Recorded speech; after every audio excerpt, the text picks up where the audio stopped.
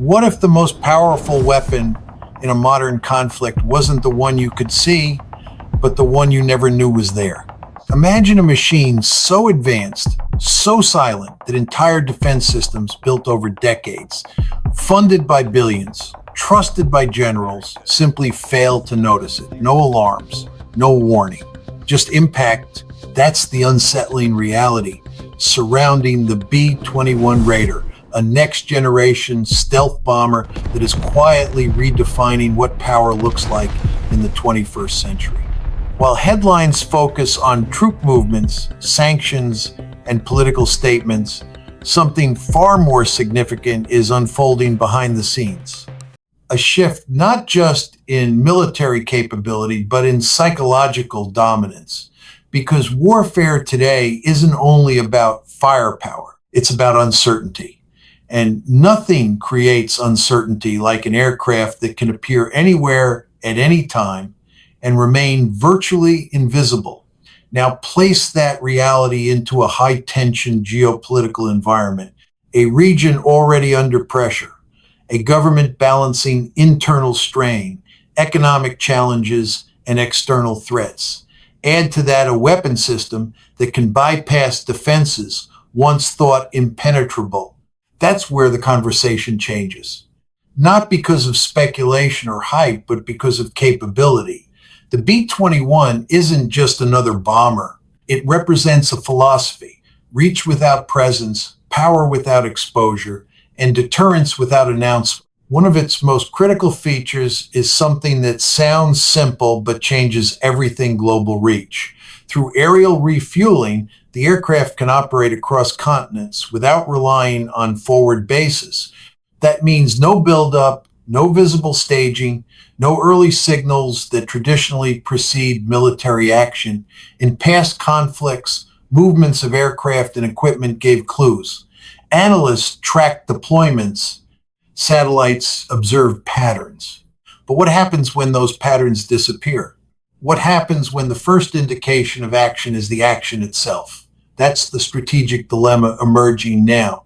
And it's why discussions around advanced stealth systems are no longer confined to military circles. They're becoming central to global security conversations.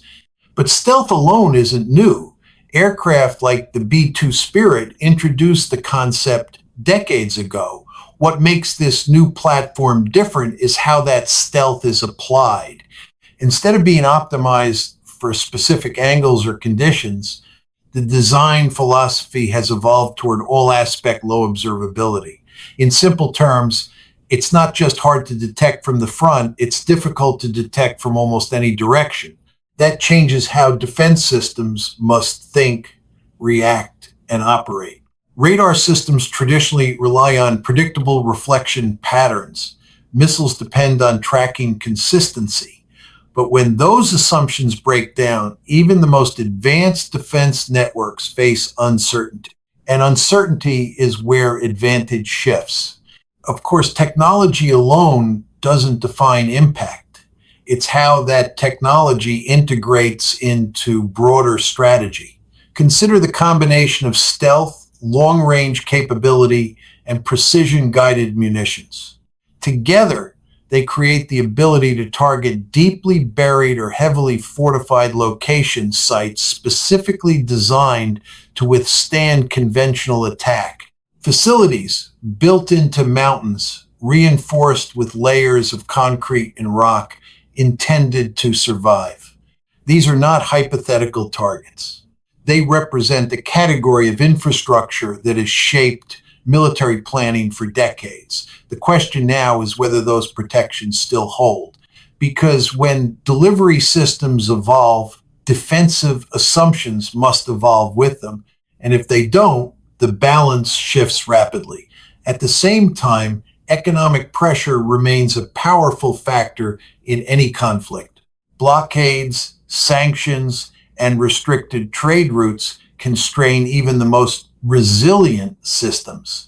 When combined with emerging military capabilities, the pressure becomes multi-dimensional: economic, political, and strategic.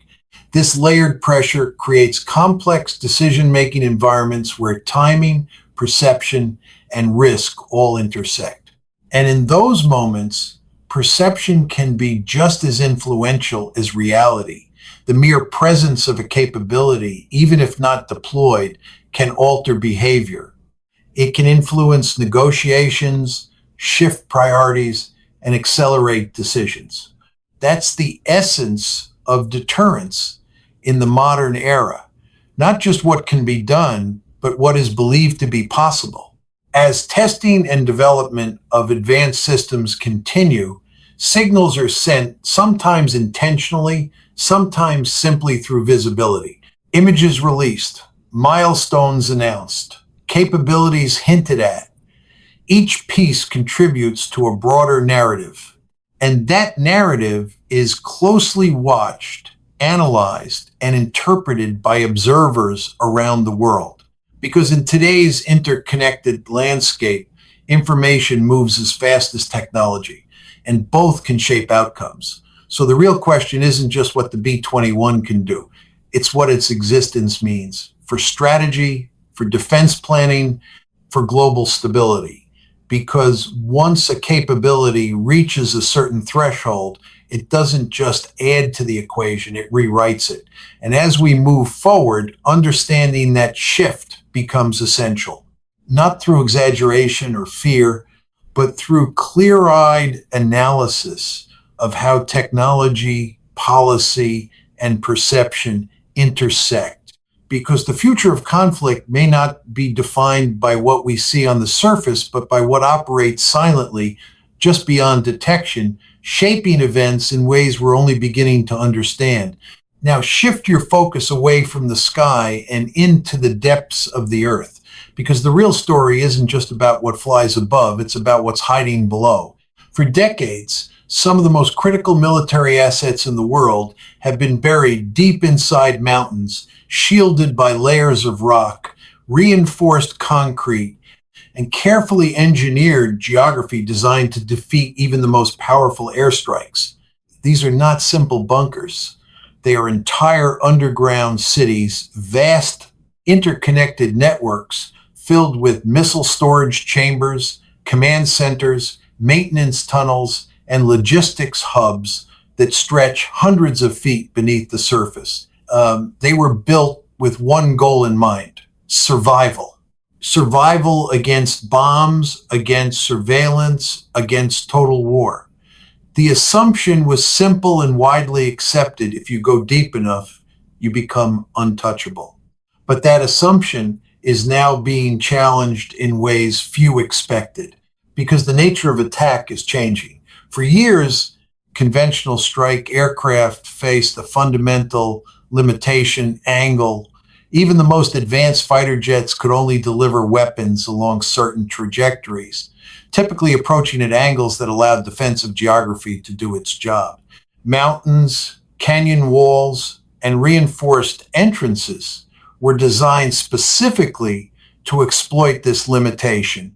A bomb coming in at an angle might destroy surface structures, but it would struggle to penetrate a tunnel carved deep into a mountainside. In many cases, the rock itself would absorb or deflect the blast, leaving the core infrastructure intact. That was the logic. That was the strategy. And for a long time, it worked. But now imagine a completely different scenario: an attack that doesn't come from the side, but from directly above. A near vertical strike, dropping with precision from high altitude, targeting the weakest structural point of even the most hardened facility.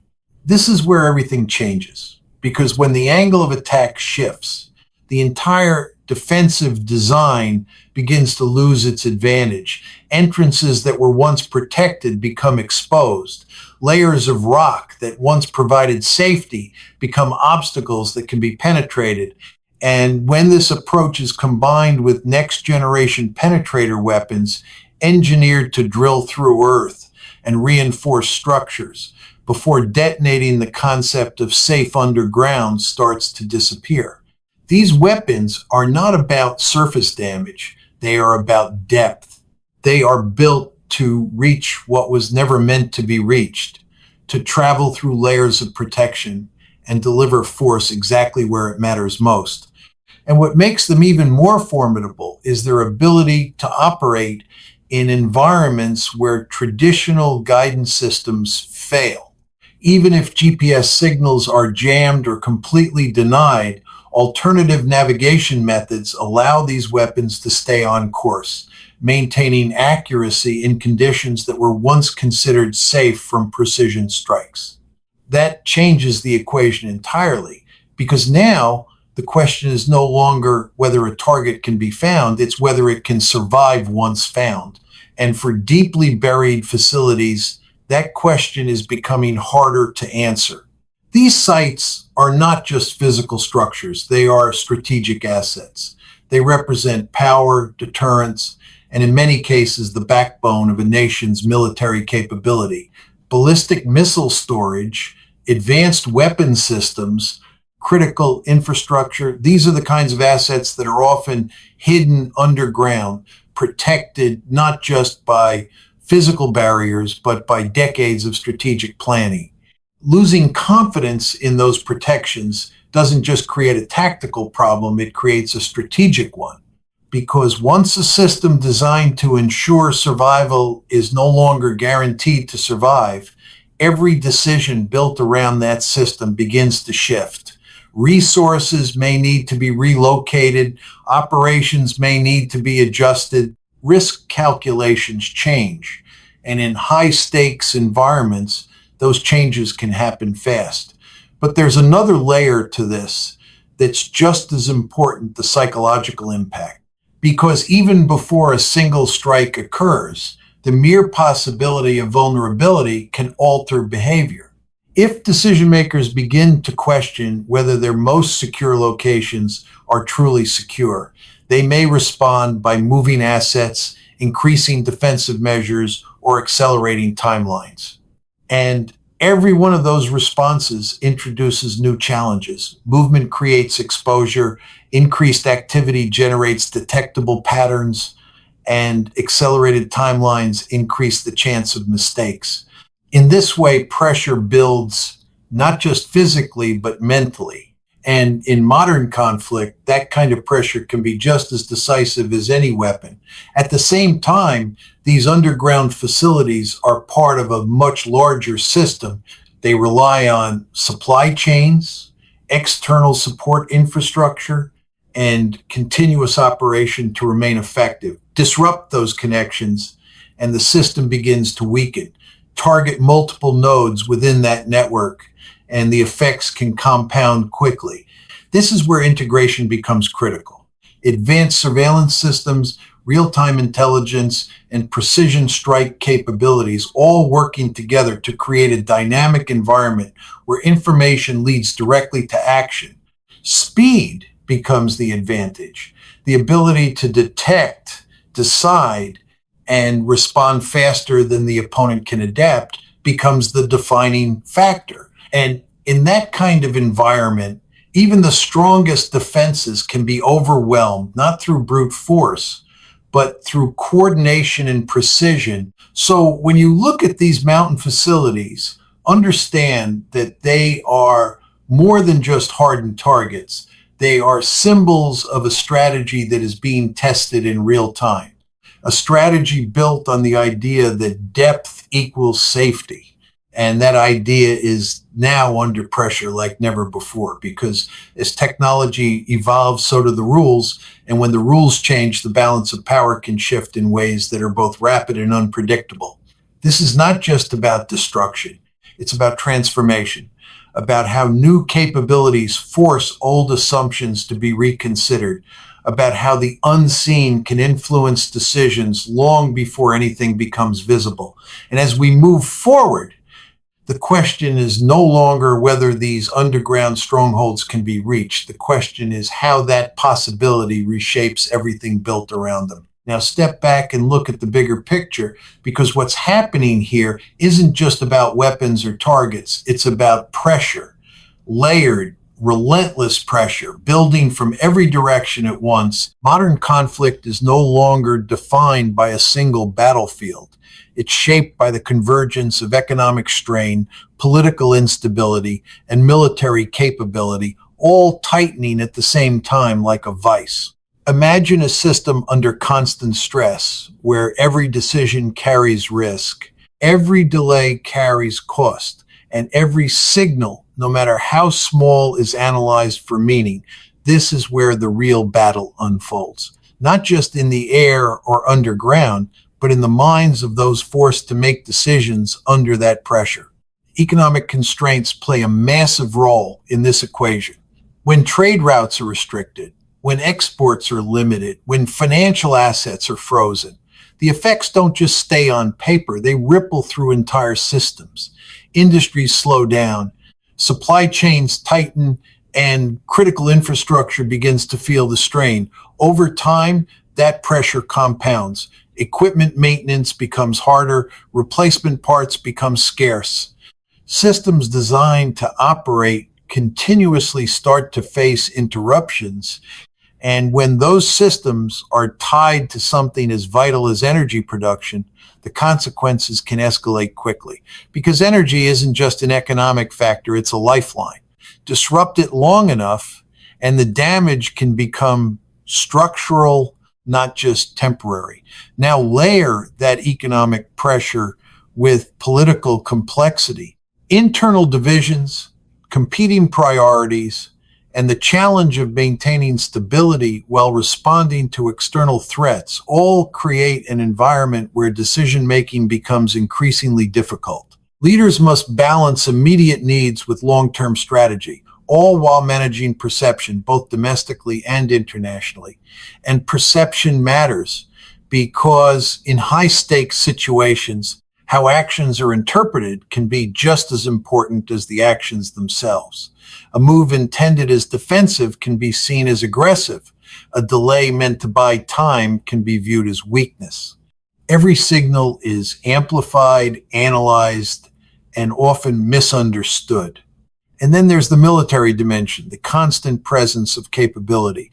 Not necessarily action, but the undeniable reality that action is possible at any moment.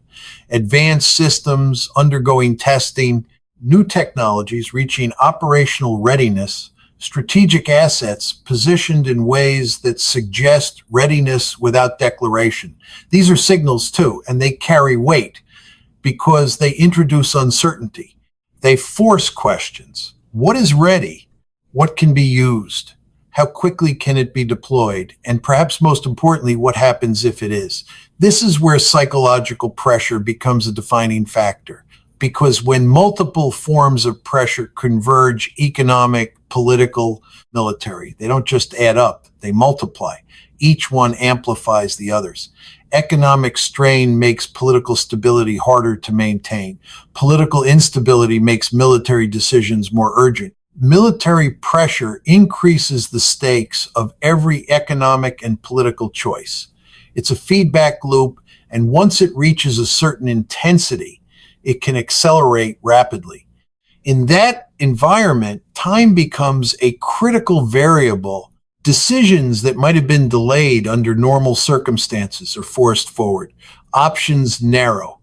Risk tolerance shifts, and the margin for error shrinks. This is often when pivotal moments occur, not because of a single dramatic action, but because the cumulative pressure reaches a tipping point. But here's what makes this situation even more complex. Not all pressure is visible. Some of it exists in the realm of perception and anticipation. The belief that a capability might be used can be enough to influence behavior, even if that capability is never deployed. This is the essence of modern deterrence. It's not just about demonstrating strength, it's about shaping expectations. If one side believes that certain actions will trigger overwhelming consequences, they may choose a different path entirely. And that choice in itself becomes the outcome. At the same time, communication plays a crucial role. Public statements, official announcements, even controlled releases of information can all serve to send signals. Sometimes those signals are clear, sometimes they are intentionally ambiguous. But in either case, they contribute to the overall environment of uncertainty. And in that uncertainty, interpretation becomes everything. Different actors may read the same signal in completely different ways, leading to decisions that diverge sharply from one another. That's why understanding the interplay between capability and perception is so important, because what matters isn't just what exists, it's what is believed to exist, what is believed to be possible, and what is believed to be imminent. These beliefs shape behavior, and behavior shapes outcomes. So when you combine advanced military technology, deeply buried strategic assets, and mounting economic and political pressure, you don't just get a tense situation, you get a dynamic system on the edge of transformation. A system where small changes can have large effects, where timing can alter trajectories, and where the line between stability and escalation can become increasingly thin. And in that kind of environment, the future is not determined by a single factor, but by the interaction of many. Technology influences strategy. Strategy influences perception. Perception influences decisions. And decisions ultimately determine what happens next. This is the pressure point, the moment where everything converges, where the unseen capabilities, the hidden infrastructure, and the mounting external pressures all come together to shape a path forward. It's not a simple story, and it doesn't have a single outcome. But one thing is clear. When systems are pushed to their limits, change becomes inevitable. The only question is what form that change will take and how quickly it will unfold. At this stage, the conflict is no longer defined by traditional movement or clear front lines. It becomes something far more complex, less visible, more psychological, and increasingly shaped by systems that operate beyond direct perception. In modern warfare, the most decisive actions are often the ones that are never seen by the public, and sometimes not even fully understood by the adversary until the effects are already in motion. This is where advanced platforms like next-generation stealth systems change the nature of the equation entirely.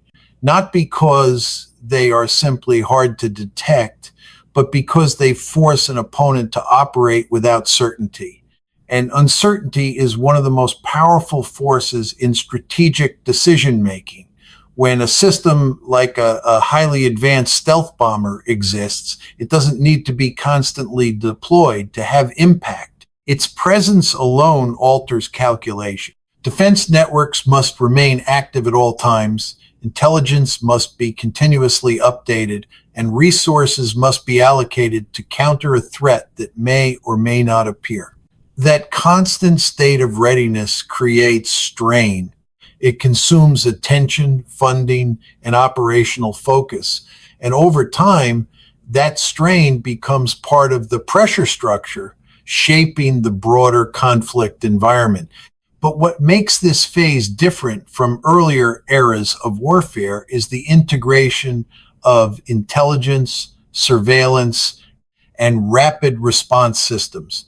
Information no longer moves slowly. It flows in real time from satellites, drones, electronic monitoring systems, and global intelligence networks.